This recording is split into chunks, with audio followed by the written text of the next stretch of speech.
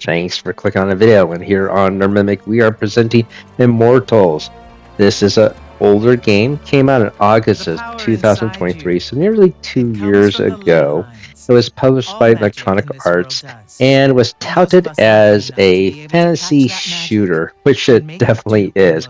And I was just in the mood for it, and it's on the cheap now. I am gonna give you some heavy spoilers and talk about the gameplay and give you my opinion of this.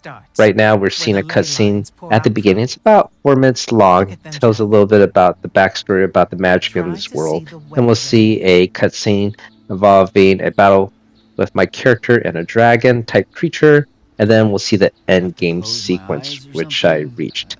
It took me nearly 17 hours to play, so pretty short in length. The main hype of this game was it was one of the first games to utilize the Unreal 5 engine, and also was touted as a shooter, a fantasy shooter, which it definitely is, for better or worse. There are multiple aspects of this game that remind me of an older 90s game, Heretic and Hexen, if you remember those games that were published by Raven Games and uses the id or Doom engine, and those were fantasy based. So this is very, very similar. You have multiple guns disguised as spells, and there are multiple triggers or secret doors on every level to unlock treasure and things of that nature, hidden switches, and also at the end of every main level, there is a boss monster which you fight. Subsequently, that boss monster becomes like a routine enemy that you meet in subsequent levels. So it follows a very generic pattern. You can see this exciting climatic war scene here. And there are three core aspects to magic here. There is a red color, a blue color, and a green color, and these represent different aspects of magic. So in most fantasy games, if you use, say, red color, maybe it's fire, then maybe you could counter it with a blue, and blue might be countered with green. It's like a paper, rock, scissors type of mechanic. Very commonly used in fantasy games, but this game actually does not do that. If you see a red wielding magic user, you should use your red weapon. If you see a wizard using blue spells, you should use your blue spell weapon. It's sort of odd at first. Later on, I guess I realized that this was giving you a clue how to defeat them based on the gun mechanics. Basically, the blue would be enemy would be a range sniper type creature, and you would have to use your blue spell, which are typically long range assault or sniper type guns. Your green would be a medium range, and your green spells would be this fast shooting machine gun type spell. And for red creatures, they really get in your face, and so your red magic is basically like a shotgun. So that's how they utilize the colors. Very interesting, and I guess after a while I got used to it. So that I thought was initially a negative, but now I think it's just acceptable. Probably my biggest gripe about this game is the coloration of the game as a generality. You saw the cutscene, it's quite nice and rendered well, but the coloration looks desaturated, and I didn't like that. Later on, you will learn, though, that when you wield magic, the humans are wielding magic, they sort of drain the earth of its life force, and I guess that is what the director is trying to accomplish with the visualization, showing the colors sucked out of the world. So once I found that out, I guess I found that to be acceptable.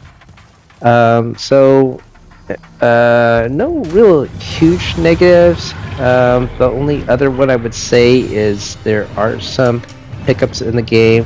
This is nearly 2 years old. I thought it would be polished and bug-free, but there were a couple of errors I noticed By the way, here I'm fighting this howler, a dragon type creature. But there are some times where the screen pauses and it's not in a smooth frames per second. Maybe it's loading some assets or something of that nature. It's occurred enough for me to notice, and that's sort of disappointing, especially if you're running on a high-end machine like I am. It's not really notable when you are in a battle scene. It's just in between levels, and I thought those days were gone, but I guess maybe they're still learning how to use the Unreal 5 engine at that time. So you can see here I'm shooting him with a blue spell.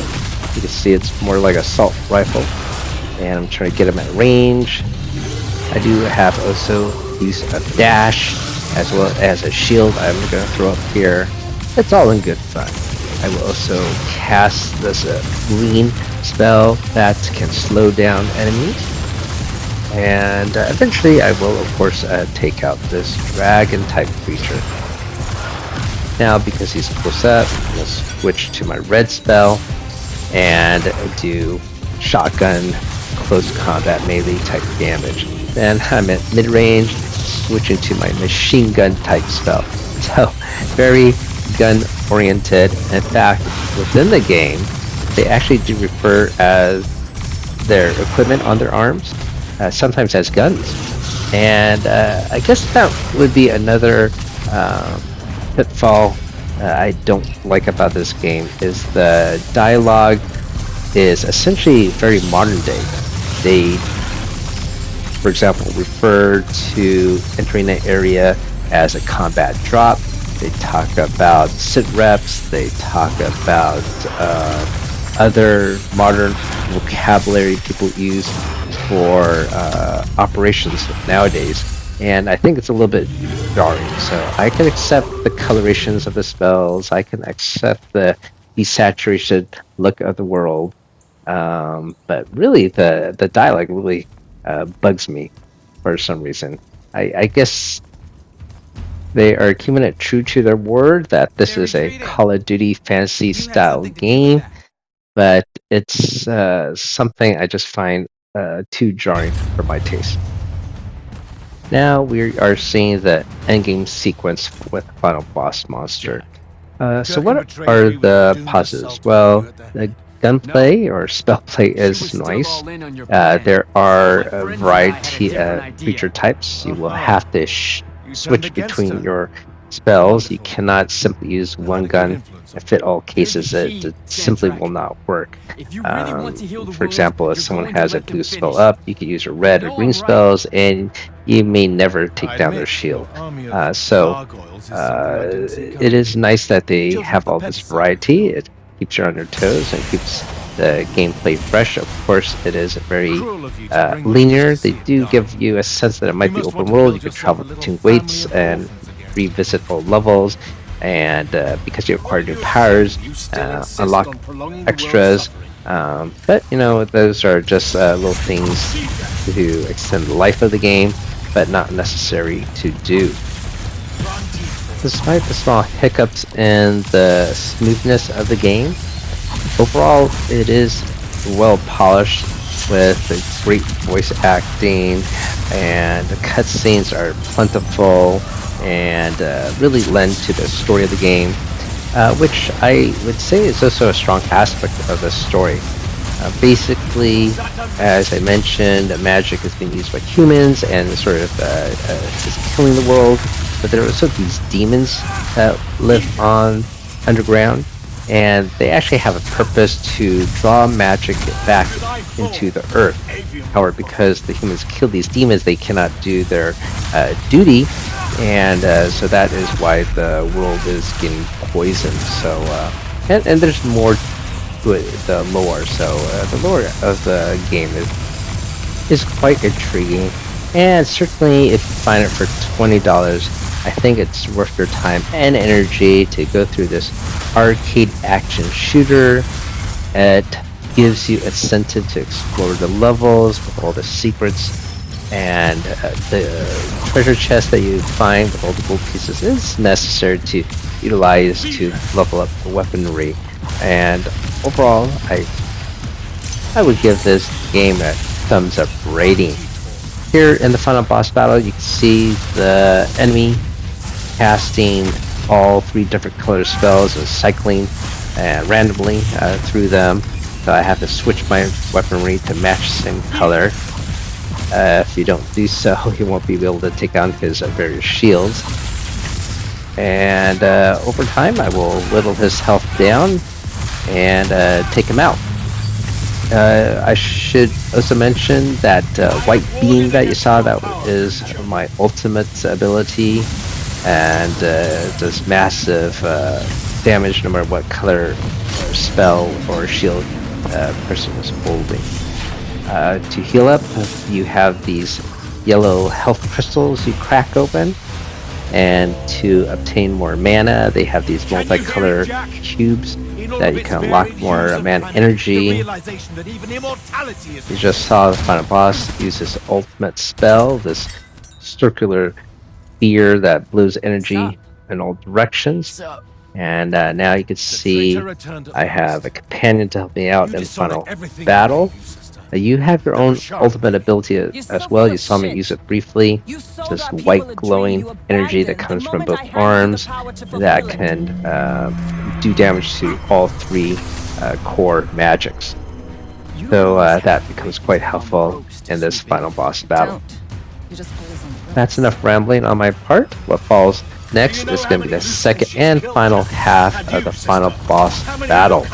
You can see I have picked up a new companion to aid me, and she basically has a shield that she's going to throw up to help block from the final boss battle's ultimate ability. So hopefully you found this information helpful in regards to the gameplay, and maybe you'll pick up a copy for yourself. On this channel, we do like to munch on multiple nerdy things, not just video games, but also comic books, board games, and Dungeons and Dragons, and multiple other nerdy things, both modern and retro.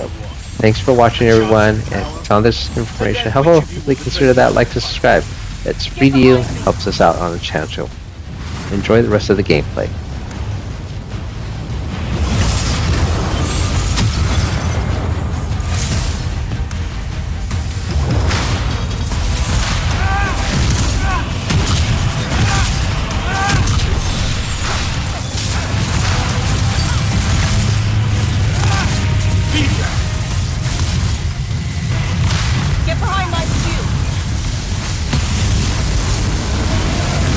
Cannot touch me!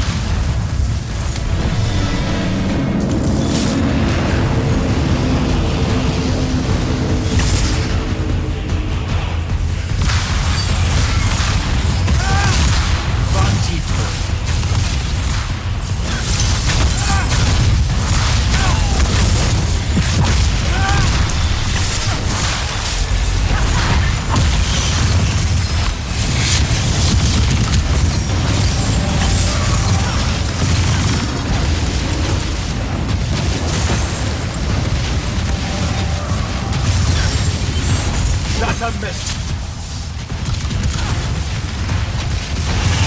Lose it.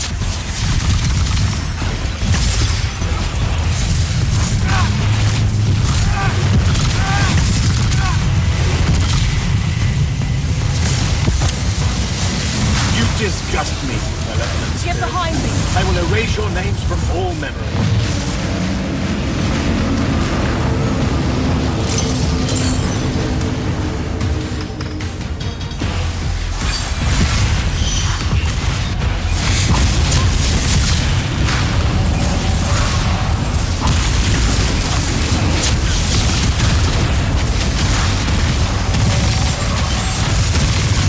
That's a miss.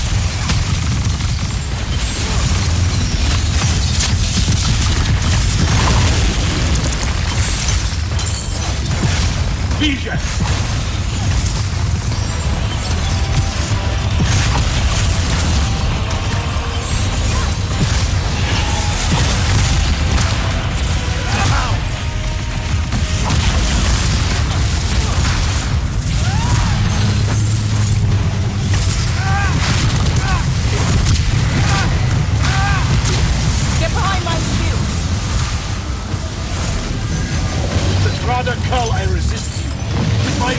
will. I resist.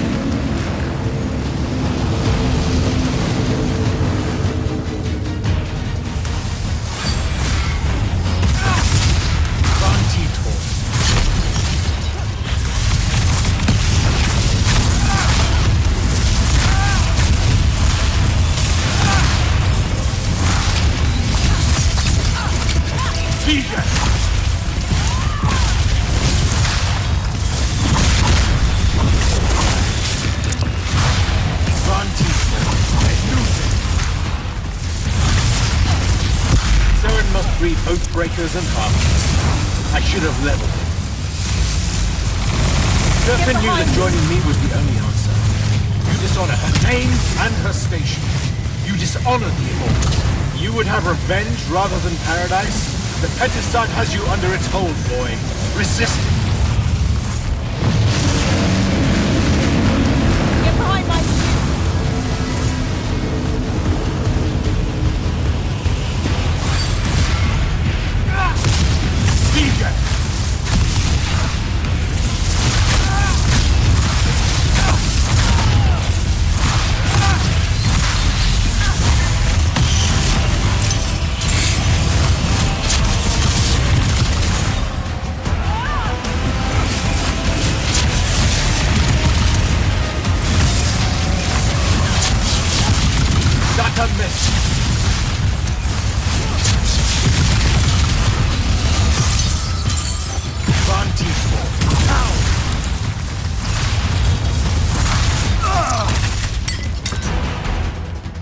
Nishas Yuchiba.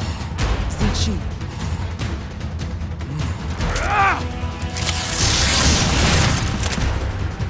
Enough! You mistake me for someone that has limits. I am the very wellspring of magic. The very... Remember that time we pulled one over on the Upbridge gang? I guess. I'm saying literally remember the time we pulled one over on the Upbridge gang.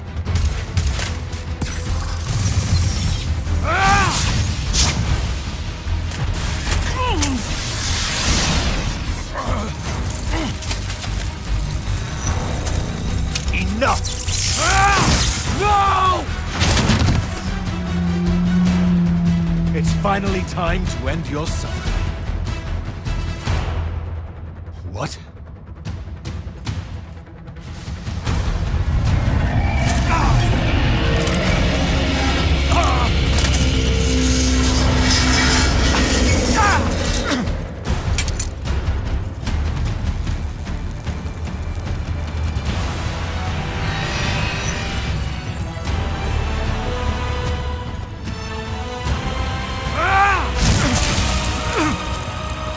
This is for Devin.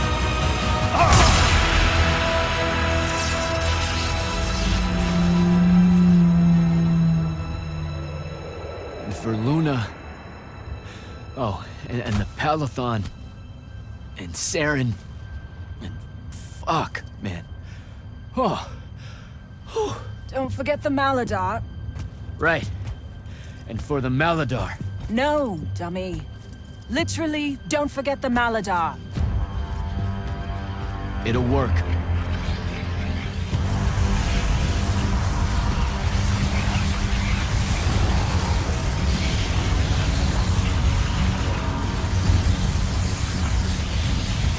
Damn, kid! Work says it's a bust. Too much corruption's pouring out of it too fast. Their absorption powers can't slow it down, much less cork it. Then what are we going to do? The wound's still growing. I'm thinking. Think faster. Rashanian Armada, this is the hand. Sandrak is dead and his madness is over. Stand down and disperse on my command. You've already figured out the solution, Jack. We win. Then we start thinking about how to fix the wound. Isn't there something else that we can do about it, I mean? Of course. She never told you that Immortals are charged with sacrificing themselves to heal the wound at the end of their tenure. Before you ask, yeah, it works. What? The Mandate, a healing ritual. One that splits you from your magic, from your soul. It works. I never would have left the Immortals if it didn't. Ask too much of a person. Would it work on something this big? If I... Jumped in, exploded yourself right next to the binding stone, flooded all the fonts back into the shrouded realm? Yeah, could do. There's a hair of a mite. You won't survive, though. Good news, that bunny in your eyes is gone. And resolve is a powerful thing.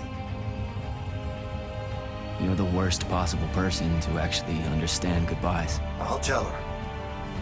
Well, okay. You don't have time to teach me the ritual, so... Just stick it in your head on the way down. No. Listen, kid. If you're gonna jump, just jump over it.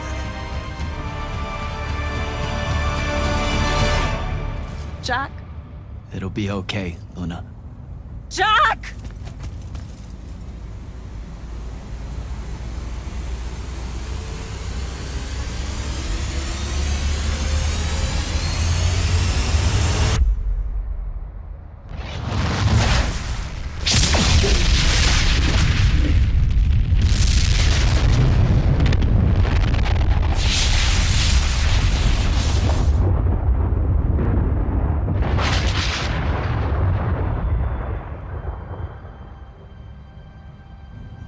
What did he do?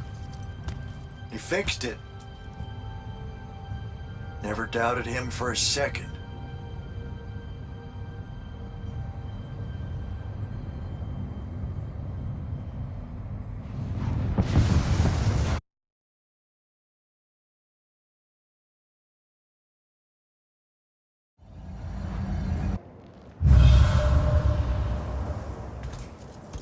So, now that the wound's been unfucked for the moment, The rest is up to us.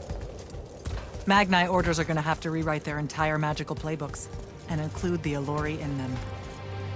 west of the Immortals, huh? That's a right nice stretch of green. Pretty hills, dark groves. Rook'll love groves. They're all gardeners at heart, really. They deserve more. Yeah, well, once you started here, it's going to spread. Lucium will follow our example. Yeah, sure it will. Word from Lavenry. Speak of the devil. Short version. The king and the dynastic families give their unending thanks. That's it? The language used was lovely, yet economical. No, I mean, did Kirkin... No word from her at all, sir. The king will recognize your claim as the head of your order, if you ask for it. She'll come around. No, she won't. Likely not. She never did with me. You and Jack had the right of it, in a way I never did. Woke up right in time for the compliments. Keep them coming. There he is. You look good for someone that exploded. I got better. Paid having the Pentasod owe you a favor. Spit you back out the Shrouded Realm good as new. Your legs still seem a bit pudding-foot, though. Your, friend left when she saw you were on the mend. She said she wasn't sure where she was gonna go. Yeah, that tracks. So what's next? Well, plenty of Sandrak loyalists are still out there, running amok and causing trouble, refusing to believe he's really dead. You got any loose ends, kid? Wouldn't expect to tie him up in peace. And what about the Immortals? Rasharn's withdrawing back to the front. We'll take advantage of that time and try to rebuild. And, under your leadership? I take it you have an opinion on that. I mean, yeah. I think it should be you. I see. I was thinking the same thing. You were? Oh, that's great. Totally should be you, for sure. Totally. Awesome, yeah. Shouldn't be me at all, right? Oh, hell no. Okay, well that's a little rude. I mean, that would be the worst thing. Yeah, That could no. Yeah, Literally no way, can't think right? Anything But like, worse. why not though? How? Like, you haven't even Than thought you about it? Being the leader. I mean, We could. it's funny though. Listen, it's funny. It's You a know, funny we've been idea. through a lot. I'd love to see it. Well, I don't, maybe we should try. A trial? Just for, Well, what is that? just for shits and giggles. I think I've proven myself more Give it than a day. once. I healed the wound.